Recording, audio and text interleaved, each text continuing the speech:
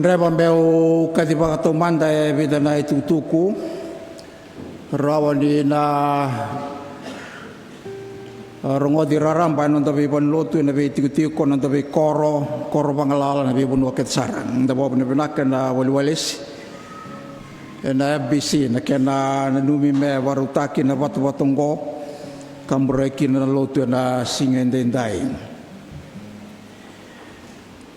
na bango Rosanga bulu rusubuli mai bana numana lutu esle ne kandunan rau vir sanga bulu niam baki nona tandu mai eviti mai tumbau lakemba mai lau ina utoka na ngau na ya ga do bana bango na bana lumbeka na ka tinkaruani ko toba na de do bana kandunan rau vir sanga bulu niam baki Tikina bimbingori ke minisa na nonda na ban lutu lebungori Centenary Church be kena na mai lutu rau wana na tukina na be luta kini lutu ndua be skobi kede na bebo vale kede sara na bebo nuani tuku bangalala na bebo nuwa kede ngar tukina le lutu selemer skobi ya na takete ni ambengo menda skoba kede nonda bebo vale Enda saya doba na kandunan rau dis nga bulu ni ambaki ni nonda kenayado mai nonda daw ko lotu William Cross watiki David Cagley watiki irna ito kani ito ke menda wano numa na ambaki mbimbio ya na ngau na lebu ya da railesu na donan rau dis nga bulu ni ambaki misko bikeda na bibu bala kita nga ibiti Kenagarua anda maya doba chiko na wili donan ra wal sanga bulu gawan ndolu walunan rau on sanga bulu gali mana lutu wesle anda sa chiko rawa bolai and on kende wili 186,865 non dai wili ni lutu takete ne bango mende doba talanga nan donan rau dio sanga bulu ndolu ni barong chiko mai na non da na be tamada daka na be lutu ngora takete Gorna kana numa na belu takani lot sa wala kani skobi sa kani talebi la beti takatalanga ne wili lutu ena embango ta kosto tol mandangan ngau na me matiki no chen wesle ena tin kabiti de sobulon dua e me rawata la le lotu wesle o era ramuri chu lotu wesle na kene babuli bitu sa bulu ka diwana undul mengandi ena tin kawalu tin kalima talabeta ke belai Kina donan rau tol sanga bulu karuana undolu na lewilu tu mai Ngelandi donan rau rosanga bulu mai North America. Nio tinga balai lai eruanan rau na ambaki mai nangau na matiki na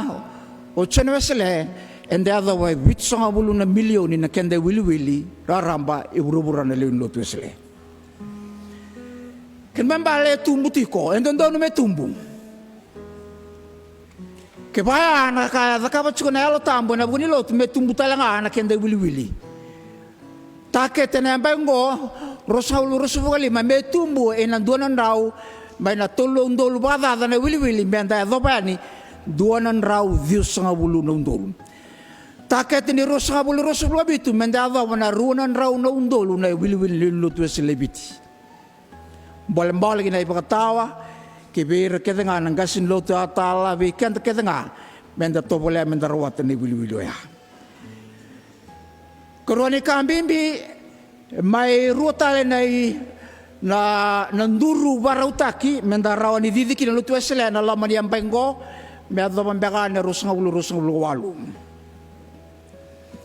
Goe ruananduru kene matai na nonda kawaita kana beka enda mbula batakaya kambula wabo kitikenda environment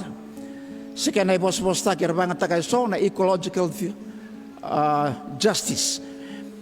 menda kawaita kana beka enda mbula batakaya ena besiga environment da wabo de benan sanding itaken dua me kena minister na lombani ambango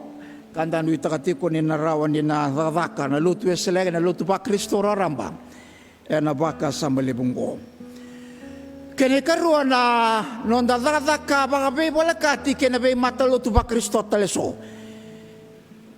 ecumenism na bosa vai ngataki sena ecumenical justice,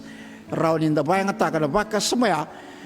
may rawan ito bulan-bulan na lotu wesele, nung tataka pata, baka bebole kati, keira na tamata, baka mbauta ba Kristo, hindi mbaka na yata wesele, kinabay mata lotu ba Kristo, and the rawan ita pata, with ecumenical spirits. Ya nakaya sa nangole kina na lotu wesele, ay kuri ni beibalutaki, buli kena lebih ditake ng bula bakayaw may weekend na lunulut. E nabakas sa malebo ka usabari takabe kaya muni e na panlutu lebong ko na centenary kaya kaya muni kaya sa lunulut wesele uni barang sa katsukumay e na no muni panlutu na itiko-tiko kaya na punwa tabang ani barang kina tolong kambimbi kina matay. Merawatan na lotu wesele na bengona nona baby na katitale kaya non da baby pandua patataki tigi bu may bale mata singa e non da baby mbos warao mbos bulabo mbos bulatol mbos bambaki kaya na mbos ubiti na bulog sita miambaki ni baby pandua patataki e no laman lotu wesele tigi bu baby tigi bu sarangabi kenda tigi bu andun dua lama ni bubale e dobani ni busubiti kene garua bale butakinda dakalotu tau tumba mendangole bale butumba ngona taka popesle sabi na kana la ko may banlotu sa lelebu na ban elebu talaga e chugitumba lebu talaga chugitumba membaki ni non dalago ni tumba. Outreach open air services. Wana kami ngole kina lutu wesele na bengo mi adobani rusanga bulu walu. Kene katulu. Ecumenical fellowship. Mengole kina lutu wesele. Melebu na ngawin tataka pata kina kene nonda itoka ni baka lewe ni lutu ba Kristo. Enadaba. Dua wasarangan rakibisa wentan dunu baka cukuin tataka pata kina. Nabaluti ni basulawa nung tataka pa tabiri tambangoni e na beka keda nga era on tataka pa takina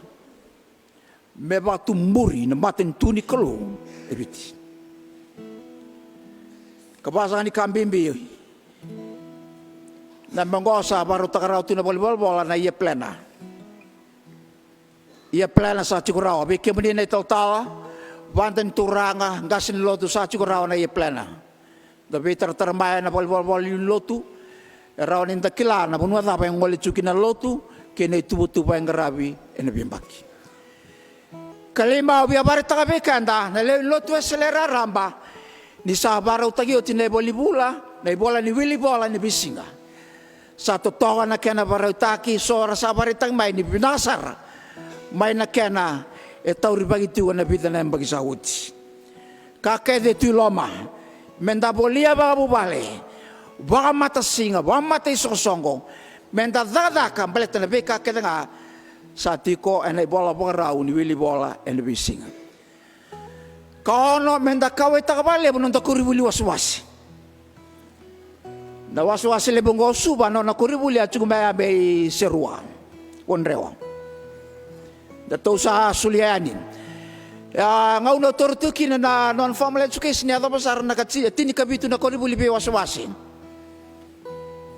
ya sa taketele bu mendando labatale mendaba mbula taka baleta na banua terreni taikina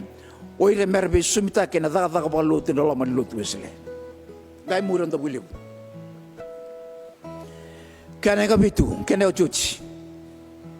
ni sabarong sa kacumay nang tal kena banten turang ruana kambimbi dua na ital kede en laman lutu wesele wakwai kwaya kakotali wayang takana tabako kotali ninduana tal lutu wesele mese tabako tiko kene karua wakai barau nang wayang taka dan goni biti baleten inda sambong bula bakalibutu kina ebunga non tokani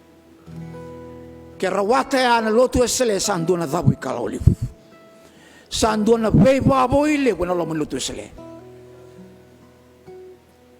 Chono Wesley sinilang kata kaya baka mati na lutu Wesley. Sang. Nikila na lutu Wesley na kailang kata lutu kailang kata Chono Wesley kaya baka yali na kata-kata ni yalo tambu ana lo lutu. Menda marwa ya na kata-kata ya mera rangi kenda me tumumbul-bul kina na lutu Wesley. Nung maso ni na kalungata dangin dono na bengarabi weekend na bengarabi tiko na panlutu le mungo kibe kemani ni warong chukumai ana taundaku kisuwa.